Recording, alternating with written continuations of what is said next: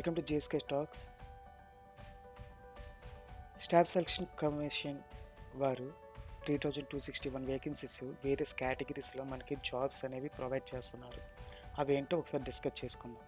అయితే నేను ప్రజెంట్ ఈ వీడియోలో డిస్కస్ చేసుకోబోయే కొన్ని కంటెంట్స్ ఏంటంటే, అప్లికేషన్ ఫీజ్ స్ట్రక్చర్ ఎలాగ ఉంటుంది, ఇంపార్టెంట్ డేట్స్ ఏ విధంగా ఉన్నాయి, ఎవరు ఎలిజిబిలిటీలోకి వస్తారు, మరలా పోస్ట్స్ ఏ విధంగా ఉండబోతున్నాయి, అండ్ రిజర్వేషన్ క్రైటీరియా ఎవరెవరికి వర్తిస్తుంది, అవన్నీ కూడా నేను డిస్కస్ చేయబోతున్నానండి.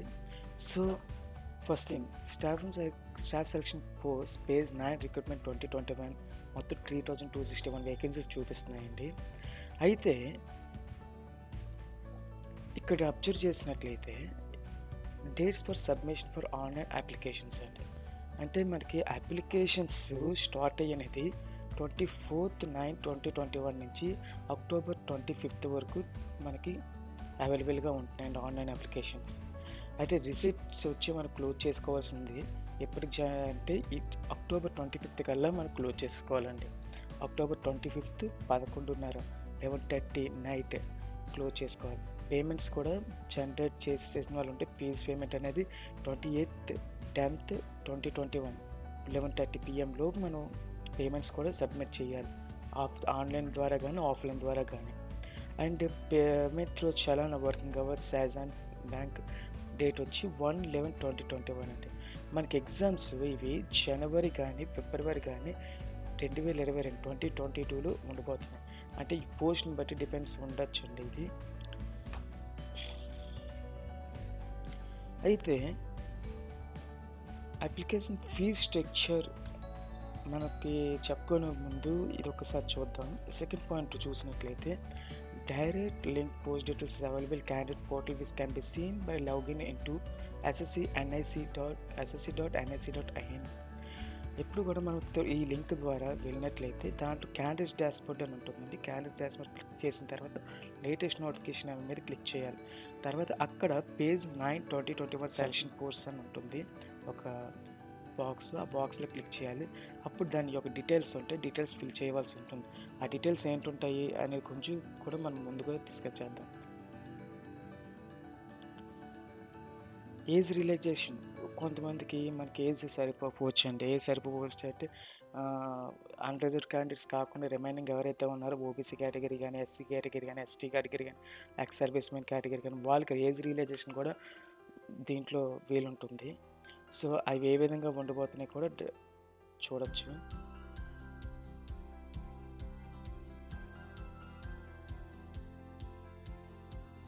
ఇక్కడ గమనించినట్లయితే age limit as on 1/1/2021 January 1st 2021 కల్లా ఏజ్ లిమిట్స్ ఏ విధంగా ఉండాలని డిస్కస్ చేసుకున్నట్లయితే, ఎస్సీ ఎస్టీ వారికి అప్పటి వరకు కన్నా 5 సంవత్సరాలు ఎక్స్ట్రా ఏజ్ రిలాక్సేషన్ వర్తిస్తుందండి.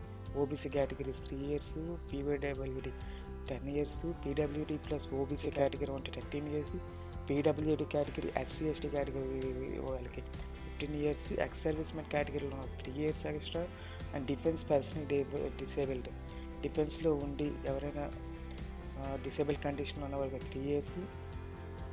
ఈ విధంగా మనకి ఏజ్ రిలాక్సేషన్ వస్తుందండి. అలా defence personnel disabled SC ST కేటగిరీలో ఉన్న వాళ్ళకి 8 years కూడా మనకి అవైలబిలిటీ అనేది ఏజ్ కింద వస్తుంది. అయితే ఈ విధంగా చూసినట్లయితే ఈ విధంగా ఏజ్ రిలాక్సేషన్ ఉన్న అప్లై చేసుకోవడం పాసిబిలిటీ ఉంటుందండి. సో 4 కానీ 5 కానీ క్లిక్ చేయాలి. నోటీస్ మీద నాలుగు డిస్కస్ చేసాం. మన submission of online application last date వచ్చి 25th October అండి. అండ్ అప్లికేషన్ ఫీజ్ స్ట్రక్చర్ వచ్చి fee payable ₹100 per head, per candidate వచ్చి ₹100 అనేది పే చేయవలసి వస్తుంది. త్రూ ఆన్లైన్ ద్వారా కానీ ఆఫ్లైన్ ద్వారా కానీ పే చేయాలండి. అయితే ఇక్కడ ఉమెన్ క్యాండిడేట్స్ కానీ, పీడబ్ల్యూడీ క్యాండిడేట్స్ కానీ, ex service men candidates eligible reservation ఎవరైతే ఉన్నారో వాళ్ళకి కానీ ఫీజ్ పేమెంట్ ₹100 కూడా ఎగ్జామ్ట్ ఉంది. వాళ్ళకి నో ఫీజు అనేది ఉంటుంది. ఎటువంటి ఫీజెస్ వాళ్ళు కట్టవలసిన అవసరం కూడా లేదండి కాబట్టి. అయితే మనం సెంటర్స్ గురించి డిస్కషన్ చేసుకునే ముందు, ఏ సెంటర్ ఆంధ్ర వాళ్ళకైతే ఏ సెంటర్ వర్తిస్తుందని చెప్పినట్లయితే, మనకు ఆంధ్ర వాళ్ళకి హైదరాబాద్, కర్నూలు, విజయవాడ, విశాఖపట్నం, చెన్నై, మధురై. ఇదేంటంటే సౌత్ రీజియన్ అండి. అయితే మన ఆంధ్ర వాళ్ళకి వచ్చేసరికి ఆంధ్ర, తెలంగాణ, తెలుగు వాళ్ళకి వచ్చేసరికి హైదరాబాద్, కర్నూలు, విజయవాడ, విశాఖపట్నం అనేది వర్తిస్తుందండి. అంటే మనకి సౌత్ రీజియన్ అంటే ఇక్కడ అబ్జర్వ్ చేసినట్లయితే ఆంధ్రప్రదేశ్, పుదుచ్చేరి, తమిళనాడు అండ్ తెలంగాణ ఈ 4 రాష్ట్రాలకి కలిపి సెంటర్స్ ఈ విధంగా ఉంటాయని చెప్తున్నారు.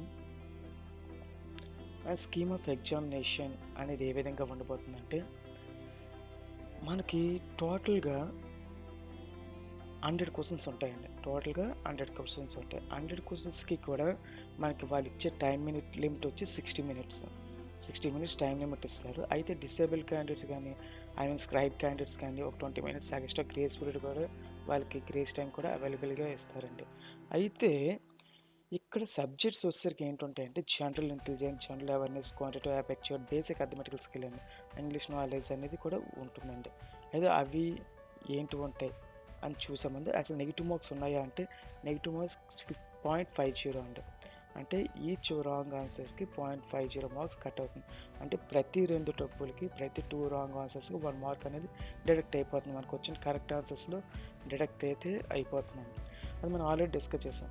అసలు ఇక్కడ general intelligence, general awareness, quantitative aptitude, English language ఏంటి ఉండబోతున్నాయి అని చెప్పుకునే ముందు జనరల్ ఇంటెలిజెన్స్ అంటే జనరల్ ఇంటెలిజెన్స్ వచ్చి space visualisation, problem solving, analysis, judgment, decision making, visual memory and observation, relationship concepts, arithmetical number series, non verbal series ఇవి ఉండబోతాయండి. అక్కడ మెట్రికులేషన్ లెవెల్లో కానీ 10+2 లెవెల్లో కానీ సిలబస్ మనకి ఉంటుంది. అంతకుమించి డెప్త్ అయితే వెళ్ళడు. పేపర్స్ అయితే నార్మల్లీ కొద్దిగా ఈజీగానే ఉంటుంది. ఖచ్చితంగా చెప్పాలంటే కొద్దిగా ఈజీగానే ఉంటుంది. అది టైం అనేది మనకి ఎక్కువ ఉండకపోవడం అనేది ఒక మైనస్ కింద చెప్పవచ్చండి. ఓకే. అండ్ జనరల్ అవేర్నెస్ అనేది ఇక్కడ మనకి ఎలా ఉంటుందంటే sports category, history, culture, geography, economics, scheme, general politics ఉంటాయండి, including Indian constitution and scientific research. ఈ క్వశ్చన్స్ నుంచి మనకి ఎక్కువ రావడానికి ఆస్కారం ఉందండి.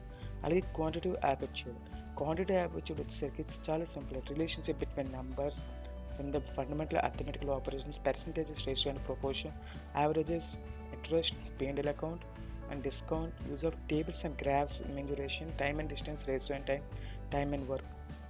ఈ విధంగా క్వాంటిటేటివ్ యాప్టిట్యూడ్ నుంచి ఎక్కువ రావడానికి ఆస్కారం ఉందండి ఈ దేంట్లో నుంచి.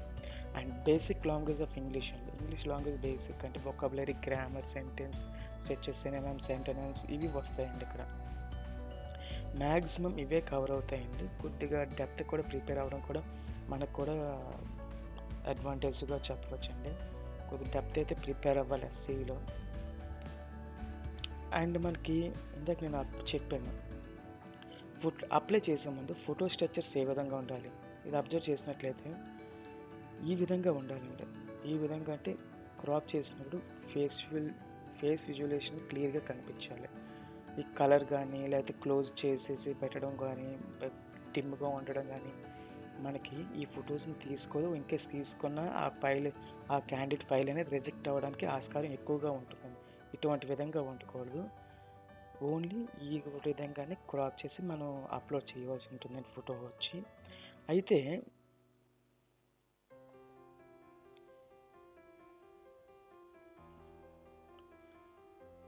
మన ఫైల్ ఎస్ఎస్సి సైట్లోకి వెళ్ళిన తర్వాత ఫస్ట్ మనకి ఈ విధంగా డిస్ప్లే మీద ఓపెన్ అవుతుందండి.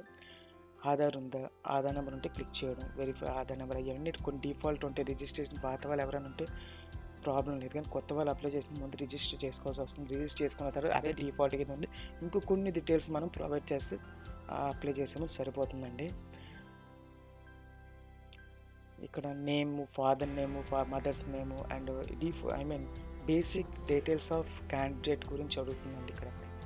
అండ్ మెట్రికులేషన్, ఎడ్యుకేషన్ బోర్డు, ఏ బోర్డులో చదివాము, లేకపోతే అక్కడ రోల్ నెంబర్ ఏంటి, year of passing and gender male or female and level of education qualification, inter or 10th degree, అని మొబైల్ నెంబర్, ఈమెయిల్ నెంబర్ ఇవన్నీ ఖచ్చితంగా mobile number, email number, working numbers ఉండాలి. ప్లస్ రిజిస్ట్రేషన్ నెంబర్లో ఏవైతే apply చేసామో అవి numbers ఖచ్చితంగా వాడవలసి ఉంటుందండి. ఎటువంటి సిచ్యువేషన్ అయినా నెంబర్స్ మిస్ అయినట్లయితే మళ్ళీ అది కొద్దిగా ప్రాబ్లం బ్యాక్.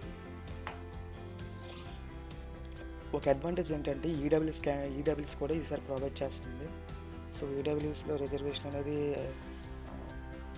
అగ్రకులాల వాళ్ళకి చాలా ప్లస్ అండి ఇది. Type of disability, physically blindness ఉందా, లేదా డీప్ అండ్ హియరింగ్ ఓచ్ అప్లై అవుతుందా, అదర్స్ ఏమైనా చెక్ చేసుకోవాలండి.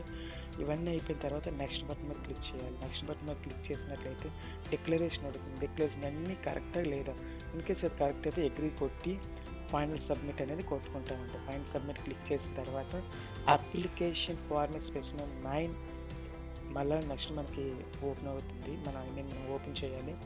ఓపెన్ చేసిన తర్వాత ఇన్స్ట్రక్షన్స్ అనేవి ఈ విధంగా ఉంటాయి. క్యాండిడేట్స్ నెంబర్ ఇవన్నీ కూడా డిఫాల్ట్లోనే చాలా మటుకి మనకి చూపిస్తుంది. నేను ఎందుకంటే రిజిస్టర్ చేసినప్పుడు అవన్నీ డిఫాల్ట్ ఇచ్చేస్తాను కదా, ఇవన్నీ డిఫాల్ట్లోనే ఉంటాయి. సో మనం ఇచ్చేది ఏంటంటే ఇక్కడ పోస్ట్ కోడ్ అండ్ రీజన్ ఇక్కడ 15th నుంచి చూసినట్లయితే north reason, south reason, central reason అని చూసినట్లయితే మన suppose south reason Andhra Telangana and Puducherry and Tamil Nadu చెప్పాం కదా, అక్కడ ఈ రీజన్ ఇక్కడ క్లిక్ చేసినట్లయితే అది ఓపెన్ అవుతుంది. పోస్ట్ కోడ్ ఆటోమేటిక్గా మన పోస్ట్ కోడ్ కూడా జనరేట్ అవుతుంది. అక్కడ చూపిస్తుంది. మనం ఏ పోస్ట్ కోడ్లోకి వర్క్ చేస్తామో అది అప్లై చేసుకోవాలి. మనం ఏ పోస్ట్కి అప్లై చేస్తున్నాం అనేది 17th చూపిస్తాం. Level of post graduation, inter, 10th and exam centres అని ఆల్రెడీ చెప్పాం ఇందాక. హైదరాబాదు, విజయవాడ, చెన్నై ఉంటాయని చెప్పాం. మన ఫస్ట్ ప్రిఫరెన్స్ అక్కడ ఏంటి ఇవ్వాలి, సెకండ్ ఇవ్వాలి, థర్డ్ ఇవ్వాలి. ఈ విధంగా ప్రిఫరెన్సెస్ ఇచ్చుకుంటాం. ఎక్స్ సర్వీస్మెన్ కేటగిరీ ఉందా లేదా అండ్ డేట్ ఆఫ్ ఇవన్నీ కూడా ఎస్ అయితే ఎస్, నో అయితే నో అనేది పెడతామండి. ఇదంతా అయిపోయిన తర్వాత ఏజ్ రియలైజేషన్ ఉందా, నో. ఎస్ అన్నట్లయితే ఎస్ అనే మళ్ళీ కింద ఓపెన్ అవుతుందండి. ఏ కేటగిరీలోకి మీరు వస్తారు, ఎక్స్ సర్వీస్మెన్ కేటగిరీయా, ఓబీసీ కేటగిరీయా, లేకపోతే విడో కేటగిరీయా, సమ్ ఏ కేటగిరీ అయితే ఆ కేటగిరీ ఉన్నట్లయితే ఎస్ అని ఇక్కడ క్లిక్ చేసిన తర్వాత ఇక్కడ ఏజ్ రిలేగేషన్ కోడ్ అనేది ఉంది కదా, ఇక్కడ ఎన్ని సంవత్సరాలు వర్తిస్తుందో మనం అక్కడ డిస్ప్లే మీద ఉంటుంది. సో మనం దాని మీద క్లిక్ చేయాల్సి వస్తుందండి. ఎసెన్షియల్ క్వాలిఫికేషన్ వద్ద పోస్ట్ అండి. ఈ పోస్ట్ కూడా ఆ సెకండ్ పోస్ట్ ఏదైతే ఉందో దానికి మినిమం దానికి ఎటువంటి క్వాలిఫికేషన్స్ ఉండాలనే దానికి డిస్ప్లే మీద ఉంటుంది. అది కూడా క్లిక్ చేయాల్సి వస్తుంది. And details of work experience, ఏం వర్క్ ఎక్స్పీరియన్సెస్ ఉంటే డీటెయిల్స్ కూడా ఫిల్ చేస్తాం, లేకపోతే మనం వదిలేస్తాం, ఖాళీ బ్లాంక్గా వదిలివేయచ్చు. And correspondence address and permanent address. Correspondence address, permanent address రెండు ఒకటైతే ఒకటే టిక్ మార్క్ పెట్టుకుని, లేకపోతే డిఫాల్ట్, లేకపోతే ఒకే అడ్రస్ను వేరువేరుగా ఉంటే వేరువేరుగా టైప్ చేయాల్సి వస్తుంది. ఇక్కడ ఫోటో వచ్చేసరికి ఫోటో ఎందాక చెప్పాను, ఫోటో అనేది ఇక్కడ చూజ్ అండ్ ఫైల్ ఉంది కదా, ఇక్కడ క్లిక్ చేస్తే ఫోటో ఫోటో 20 to 50 KB మధ్యలో మాత్రమే ఉండాలండి. కొట్టి సేవ్ చేయాల్సి వస్తుందండి. అలాగే అప్లోడ్ సిగ్నేచర్ ఎంత ఉండాలంటే 10 KB to 20 KB, 10 KB నుంచి 20 KB కంటే ఉండకూడదు. సిగ్నేచర్ కూడా అప్లోడ్ చేయాల్సి వస్తుంది. అండ్ ఇవన్నీ అయిపోయిన తర్వాత అది కూడా 23/6/2021 తర్వాత నుంచి ఫోటో అప్లోడ్ చేయాలి. అంటే 23/6/2021 తర్వాత తీసుకున్న ఫోటో అప్లోడ్ చేయాలి. కానీ ఎప్పుడు చిన్నప్పుడు ఫోటో అది మనం పెట్టేసి అప్లోడ్ చేస్తే అది కరెక్ట్ కాదు అని చెప్తున్నారు. ఎందుకంటే ఫోటో డిఫరెన్స్ కూడా రాకూడదు. అండ్ డిక్లరేషన్ అగ్రీ చేస్తామండి. అగ్రీ చేసిన తర్వాత రివ్యూ చూసుకునే వాళ్ళంటే చూసుకోవచ్చు. ఈ విధంగా సబ్మిట్ చేయవలసి వస్తుందండి. మన పోస్టులు ఎందాక డిస్కస్ చేసుకున్నాం. పోస్టులు ఏ విధంగా ఉన్నాయి అని చెప్పుకున్నట్లయితే మొత్తం టోటల్గా ఈ విధంగా ఉన్నాయండి. ఏ విధంగా అంటే junior civil analyst, girl cadet officer, chargeman, ఈ విధంగా accountant, only 1 post, head clerk, ఇలాగ టోటల్గా దేనికది మనకి క్వాలిఫికేషన్ కూడా చూపిస్తున్నారు. Junior computers, higher secondary 10+2 inter ఉండాలని, గ్రాడ్యుయేషన్ లెవెల్ అంటే సీనియర్ సైంటిఫికేషన్ బయాలజీ, ఫిజిక్స్లో కానీ, toxicology, chemistry, rehabilitation counsellor, senior geological assistant, వీళ్ళకి గ్రాడ్యుయేషన్ అబవ్ ఉండాలి. ఈ విధంగా మనకి డే జాబ్కి ఎంత ఉండాలి, ఎవరు స్పోర్ట్స్ కేటగిరీలోకి వస్తారు, లేకపోతే ఎవరికి ఏంటంటే ఎలాగ ఉంటాయని కూడా దీంట్లో క్లియర్గా చెప్పారండి. అయితే ఇవి ఇక్కడ వచ్చేసరికి సపోజ్ ఇక్కడ 34 గర్ల్స్ క్యాడెట్ ఇన్స్ట్రక్టర్ ఉంది. ఈ 34 టోటల్ పోస్ట్స్ ఉన్నాయి. అయితే టోటల్ పోస్ట్ 34లో అన్రిజర్వ్డ్ ఎన్ని ఉన్నాయి, ఓసీ ఎన్ని ఉన్నాయి, ఓబీసీ ఎన్ని ఉన్నాయి. OC means general category, unreserved category అన్ని, ఎస్సీ అన్ని, ఎస్టీ అన్ని, ఈడబ్ల్యూఎస్ అన్ని, పిహెచ్ అన్ని, ఈ 34 అనేది డివైడ్ అవుతాయండి మరలా. సో ఈ విధంగా చూసినట్లయితే మొత్తం మన 34 పోస్టులు అన్నాను. జనరల్ క్యాడెట్ ఇన్స్ట్రక్టర్ అండి. డిపార్ట్మెంట్ ఎక్కడండి? Director general of NCC MO of defence New Delhi. Age 20 నుంచి 25 ఉండాలి. లెవెల్ 4లో పే స్కేల్ ఉంటుంది. గ్రాడ్యుయేషన్ అబవ్ ఉంటుంది. మొత్తం టోటల్ పోస్ట్స్ ఏంటండి 34. అయితే ఎస్సీ వాళ్ళు 7 ఇచ్చారు. ఓబీసీ కేటగిరీ 13, అన్రిజర్వ్డ్ కేటగిరీ 4 పోస్టులు, ఈడబ్ల్యూఎస్ కేటగిరీ 10 అండి. యాక్చువల్గా అన్రిజర్వ్డ్ కేటగిరీస్ 4 అంటే చాలా తక్కువగానే చెప్పాలండి. సో ఈ విధంగా పోస్ట్స్ అనేవి ఉంటాయి మనకి ప్రతిదీ కూడా. మీకు ఇంకా డీటెయిల్స్ ఇన్ఫర్మేషన్ కావాలంటే ఇక్కడ ఈ లింక్ ఉంది చూసారా, ssc.nsc.in portal and selection post details. ఇది లింక్ మీరు బ్రౌజ్ చేసుకొని దాంట్లో క్లిక్ చేసినట్లయితే డీటెయిల్స్ అన్నీ మనకి ఓపెన్ అవుతాయండి. ఈ విధంగా మనకి పోస్టులు అనేవి మనకి అవైలబుల్గా ఉన్నాయి. ఈ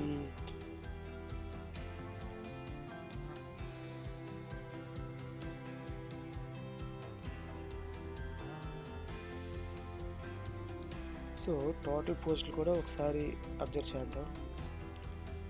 టోటల్ పోస్ట్స్ ఇదండి 3261 పోస్ట్ టోటల్ ఉన్నాయి. ఇవి వచ్చేసరికి ఇది రిజర్వేషన్ క్రైటీరియా ఏ విధంగా అప్లై అయ్యింది, రిజర్వేషన్ క్రైటీరియా ఏ విధంగా అప్లై అయ్యింది అనే దాని గురించి ఇక్కడ మాట్లాడుతుందండి.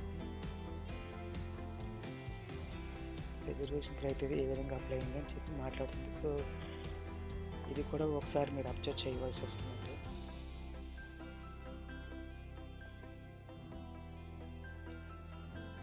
డేట్స్ మర్చిపోకండి. కంప్యూటర్ బేస్డ్ ఎగ్జామినేషన్ జనవరి ఆర్ ఫిబ్రవరిలో ఉంటుంది గ్యారంటీగా. ఇది డిగ్రీ 10th ఇంటర్ మీద పోస్ట్ ఉన్నాయి కాబట్టి మనం అప్లై చేసుకుంటే స్టూడెంట్స్కి చాలా యూటిలైజ్గా ఉంటుందని చెప్తున్నాను. So thank you.